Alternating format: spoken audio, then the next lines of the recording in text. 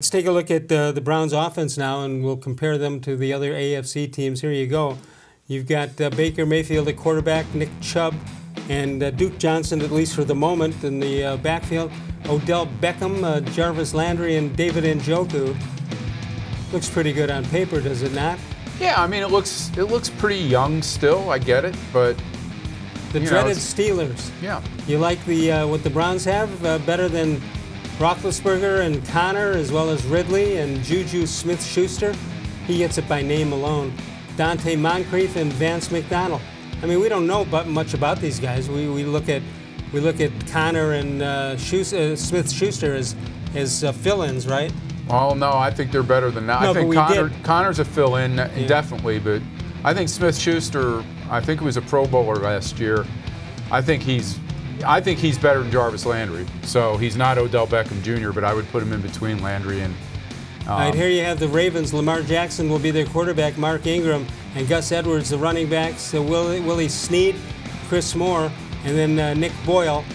I don't know the average fan knows that much about those guys. No, and I just think the big question there still, Lamar Jackson's an incredible athlete who had a terrific season.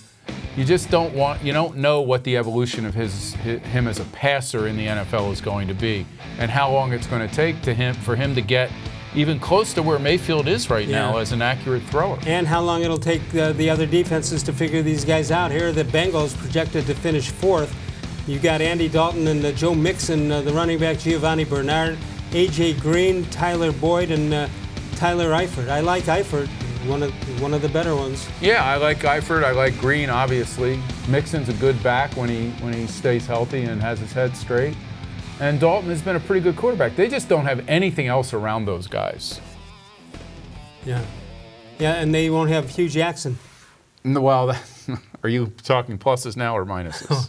I'm just talking. No, I think they're in for a long season because of where they are defensively and in their offensive line. I just don't think they're going to be a competitive. All right, so we threw out the names of the units. What do you think?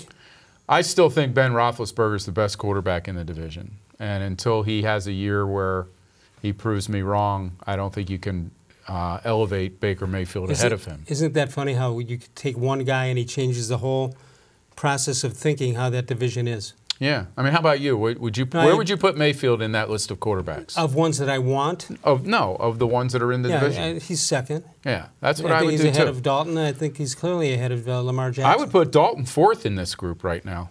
That's how good I think Lamar Jackson was last year. Yeah.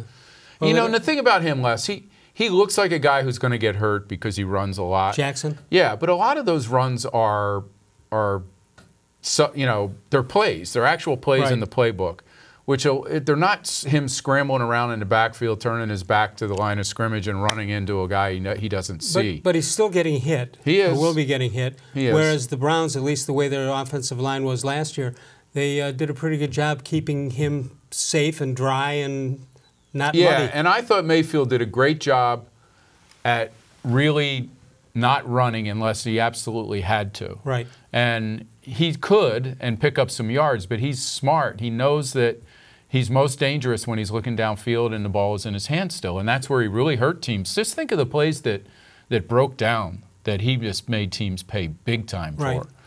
But he didn't force it. No. And he didn't force the running. The running, he took what they gave him, and he got out of bounds as soon as he could. So he understands that thought process of the game. Yeah, I mean, Browns fans have so much reason to be excited just by his season alone last year, because he showed that whatever it is that quarterbacks have, and we started hearing about so-and-so has the it factor. I heard a couple of Browns players say that about Jake Delhomme when they signed him. I mean, everybody's looking for it all the time. Well, DeShone Kizer clearly didn't have it, and that was my big argument when people would say, well, he didn't get a chance. He's a big guy with a good arm. He just never got a chance. But you could tell watching him, he had no internal clock. He never knew when the pressure was coming. He didn't know how to sidestep and keep looking downfield and make a defense pay. And he took the hit. And he took the hit. And Mayfield has shown himself to be a much more seasoned quarterback, even as a rookie.